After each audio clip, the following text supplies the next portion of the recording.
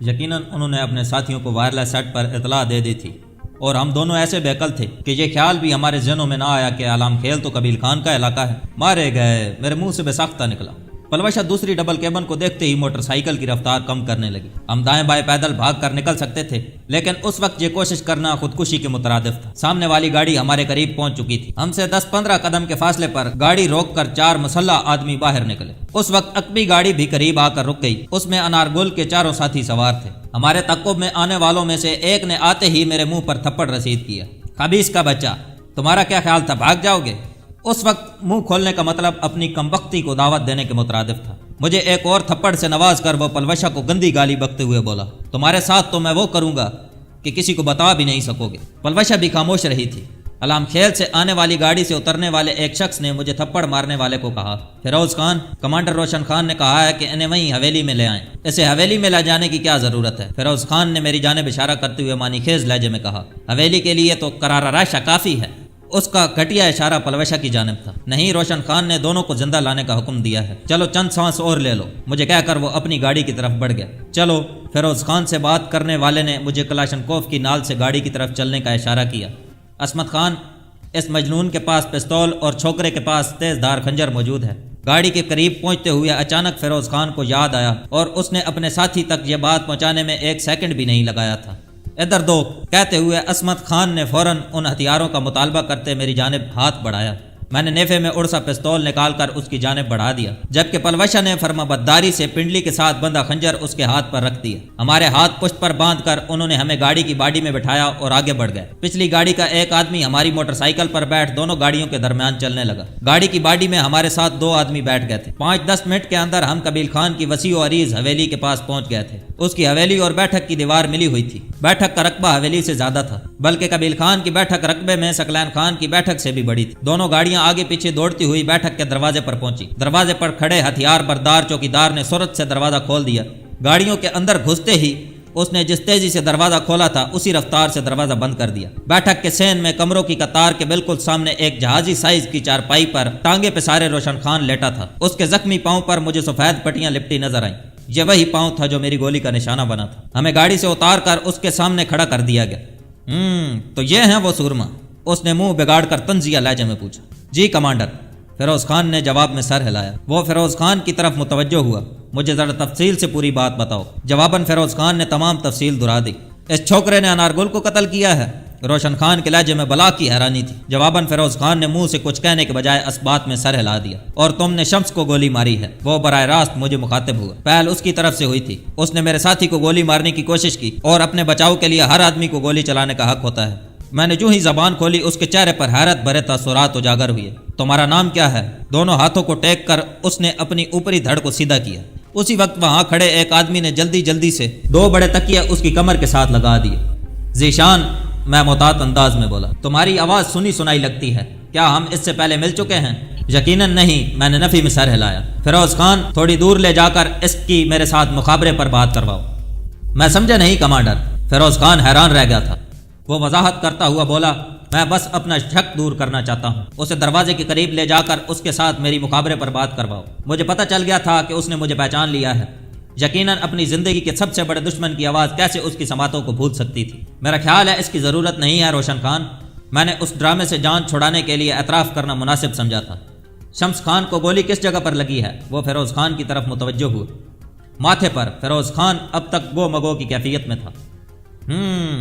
اوپر نیچے سر ہلاتے ہوئے روشن خان نے گہری نگاہ مجھ پر ڈالی۔ تو تم SS ہو؟ ہاں، مگر انارگل کو ہم نے کسی منصوبے سے قتل نہیں کیا۔ اس نے میرے دوست کے ساتھ غلط حرکت کرنے کی کوشش کی اور نتیجہ اسے بھگتنا پڑا۔ اور شمس کا کیا قصور تھا؟ پہل اس نے کی تھی۔ اگر میں اسے گولی نہ مارتا تو اس نے میرے دوست کو قتل کر دینا تھا۔ بہت پیار ہے اپنے دوست سے؟ قبیل خان نے معنی خیز لہجے میں پوچھا۔ روشن خان، جب بات دوستی کی آ جائے تو پھر پیار محبت ثانوی چیز رہ جاتی ہے۔ روشن خان نے منہ بناتے ہوئے جواب دیا، فلسفے بیان نہ کرو جوان۔ اس لڑکے کی شکل دیکھ کر پتہ چل رہا ہے کہ تمہاری کتنی کچھ دوستی ہے۔ بہرحال یہ میرا درد سر نہیں ہے۔ میرا مسئلہ یہ ہے کہ تمہارے دوست یا معشوق نے میرے ایک آدمی کو ایک چھوٹی سی بات پر قتل کر دیا، اور تم نے بدلہ لینے کی کوشش کرنے والے آدمی کو گولی مار دی۔ اب سوال یہ ہے کہ کیا ہمیں بدلہ لینے کا حق ہے یا نہیں؟ اور جواب یہ ہے کہ بالکل ہے۔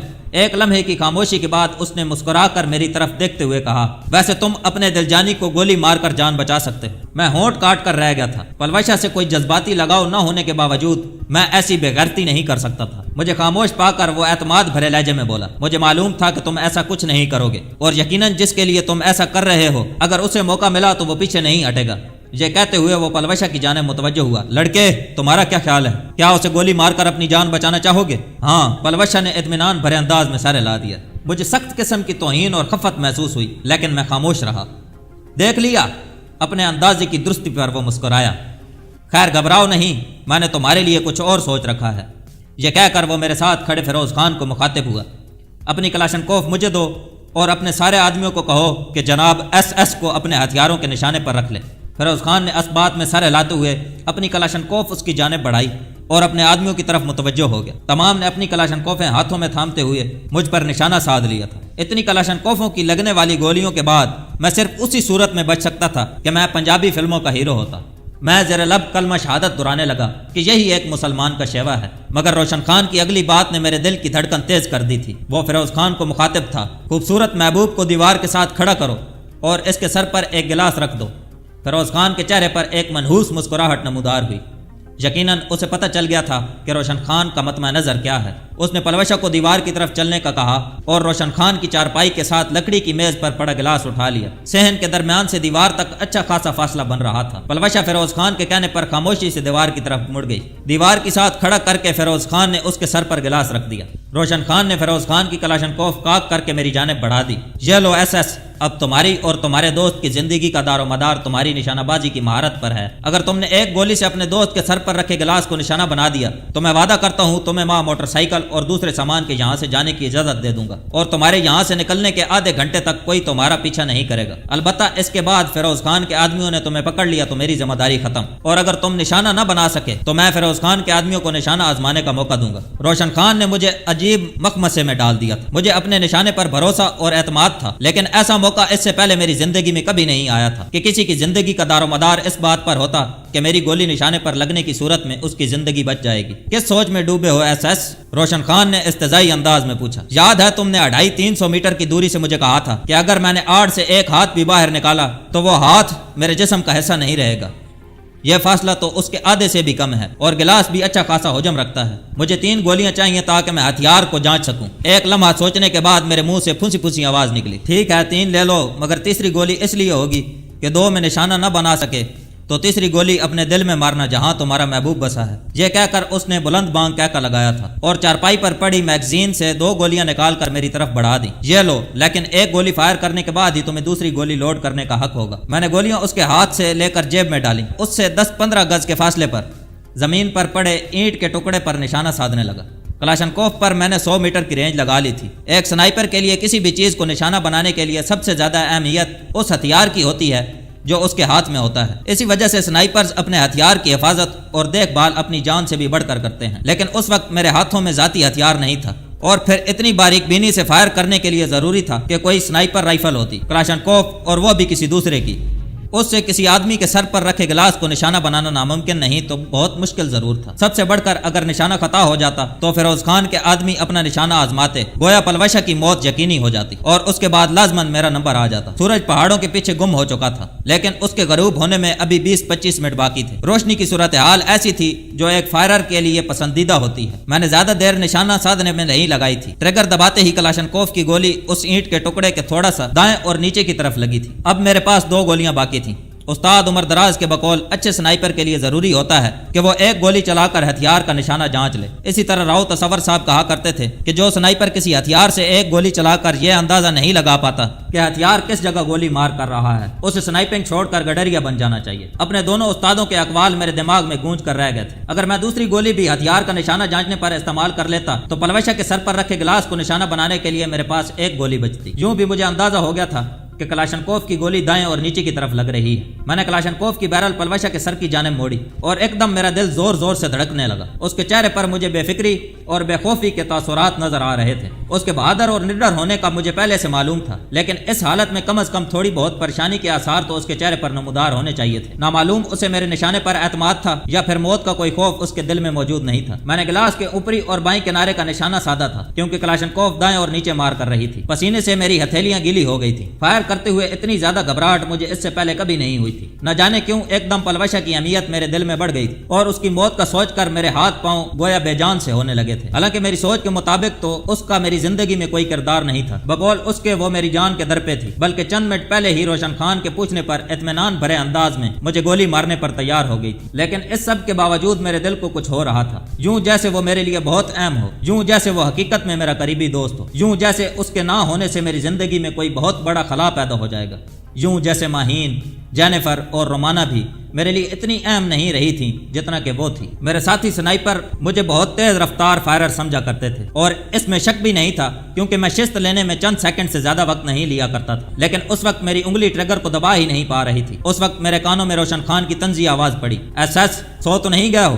بہتر ہوگا کہ تم ہی اس گلاس کو نشانہ بنا لو، ورنہ یقین مانو فیروز خان کے آدمیوں کا نشانہ بہت برا ہے۔ ان کی سر پر چلائی گئی گولی پیٹ میں لگتی ہے۔ تمام روشن خان کی بات پر زور زور سے ہنسنے لگے تھے۔ میری نظریں گلاس سے پھسل کر پلوشہ کے چہرے پر گردش کرنے لگی۔ وہ یوں بے فکری سے کھڑی تھی گویا کسی ڈرامے یا فلم کی شوٹنگ میں حصہ لے رہی ہو۔ میں نے ایک گہرا سانس لیا اور دوبارہ گلاس پر نظریں گاڑ لیں۔ میرے اساتذہ کہا کرتے تھے کہ زیادہ دیر شست لینے سے گولی کے دائیں بائیں نکل جانے کا خطرہ ہوتا ہے، لیکن اس وقت نہ تو میں راؤ تصور صاحب کی نصیحت پر کان دھرنے پر تیار تھا، نہ استاد عمر دراز کی ماننے پر راضی، اور نہ کسی اور استاد کی سننے کو تیار۔ میں 10 تک گنوں گا، اگر اس دوران تم نے گولی نہ چلائی تو مجبوراً مجھے کسی اور کو موقع دینا پڑے گا، روشن خان نے دھمکی دینے والے انداز میں کہا اور بآواز بلند گنتی گننے لگا، 1 2 3 4 5 6 7۔ مجھے لگا میرے ہاتھوں میں ہلکی ہلکی لرزش ہو رہی ہے۔ میں نے آخری بار اپنی شست کے صحیح ہونے کا اندازہ کیا اور اس کے نو کہتے ہی ٹریگر دبا دیا۔ اس کے ساتھ ہی میں نے آنکھیں بند کر لی تھی، لیکن میری سماعتوں میں سٹیل کے گلاس سے گولی کے ٹکرانے کی آواز اور پھر گلاس کی دیوار سے ٹکرا کر نیچے گرنے کی آواز پہنچ گئی تھی۔ اس آواز نے میری بے رب دھڑکنوں کو سنبھال دیا اور میں نے آنکھیں کھول دی۔ پلوشہ کے چہرے پر ویسے ہی اطمینان بھرے تاثرات چھائے تھے۔ روشن خان تعریفی لہجے میں بولا، ایس ایس مجھے معلوم تھا کہ تم آسانی سے اپنے معشوق کو بچا لو گے، بہرحال تمہارے پاس آدھا گھنٹہ ہے، اس کے بعد میری ذمہ داری ختم۔ مجھے کہتے ہوئے وہ فیروز خان کی طرف متوجہ ہوا۔ فیروز خان سامان اس کے حوالے کر دو۔ جی کمانڈر کہہ کر اس نے گلاک پستول اور موٹر سائیکل کی چابی میرے حوالے کر دی۔ شکریہ روشن خان۔ پستول نیفے میں اڑستے ہوئے میں نے موٹر سائیکل کی چابی ہاتھ میں پکڑی اور پلوشہ کو چلنے کا اشارہ کیا۔ مجھے لگ رہا تھا کہ میں کسی بہت بڑی آزمائش سے باہر نکلا ہوں۔ روشن خان نے ایک دم میرے سر پر بم پھوڑ ڈالا۔ ایس ایس جانے کی اجازت تمہیں دی ہے، لڑکے کو نہیں۔ میں اس کی طرف مڑا۔ روشن خان تم اپنے الفاظ سے پھر رہے ہو۔